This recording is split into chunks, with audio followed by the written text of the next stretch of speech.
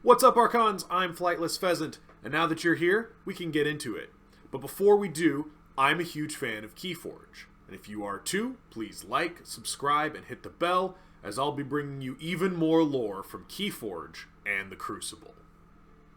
Today I'll be starting a series called Lore Bites. I've actually been wanting to do this one for a little while, as I've noticed that a number of my subscribers actually don't know a ton about the lore of Keyforge, and so sometimes the things I talk about can kind of go over people's heads.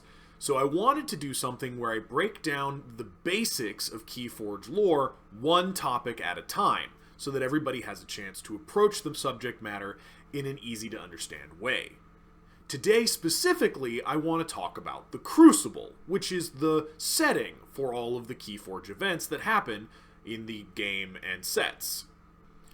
Okay, before I get started on this, I just want to say the lore for Keyforge is surprisingly dense, and I'm going to do my best to try to keep these videos short so that we don't go over too much. But suffice to say, there's a lot to go over, so if it runs a little long, I apologize in advance. I'm going to be focusing on the Crucible. So the Crucible is the planet on which the Keyforge story takes place. It's a patchwork world that's artificially created, or at least that seems to be the consensus among all of the inhabitants who've had time to research it and live there.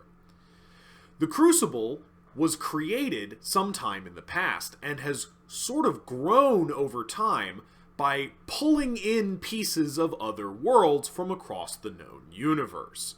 These pieces, known as sectors, can have a wide variety of environmental conditions that can vary pretty drastically from one to another.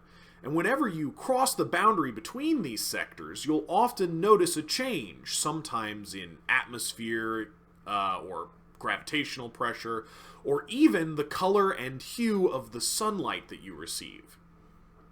These sectors tend to not vary too terribly much while they're next to each other, but as you move across the Crucible and pass from one sector to the next, the differences can become more stark and more significant as you move.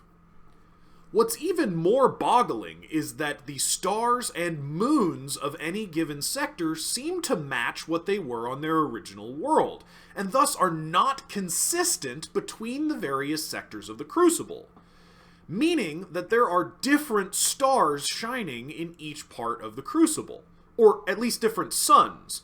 The actual constellations seem to be consistent, which is even more perplexing because why would the constellations stay the same if the suns change?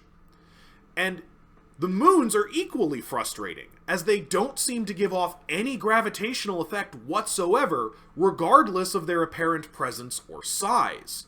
But the stars and moon can be observed to give off light, and all readings from them say that they are exactly as they should be, stars and moons. Given enough time, two adjacent sectors will eventually sort of equalize as the plant and animal life from the two sectors commingles and the boundary between them becomes less obvious. This is sufficiently true that there's a rule of thumb on the Crucible that the more dramatic the difference between two sectors, the more likely it is that one of them is particularly new, as new sectors do get added periodically as the Crucible draws in pieces from other worlds. The adding of new sectors is actually a relatively rare event on the Crucible, and tends to only happen once in a lifetime for an average person like me, although who knows with some of the longer-lived species of the Crucible. And usually when it happens, a large population of natives gets dragged along for the ride, though how hostile or friendly these natives might be can vary wildly.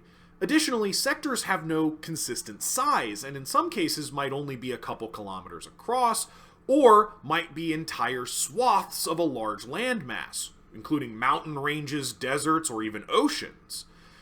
If you have multiple sectors of ocean next to each other, they tend to form a larger sea, but even then there are boundaries that you can tell between them, where they change in oceanic pressure or volume. It's unclear whether these pieces are taken from the places where they originally were, or are instead copies of what they were before.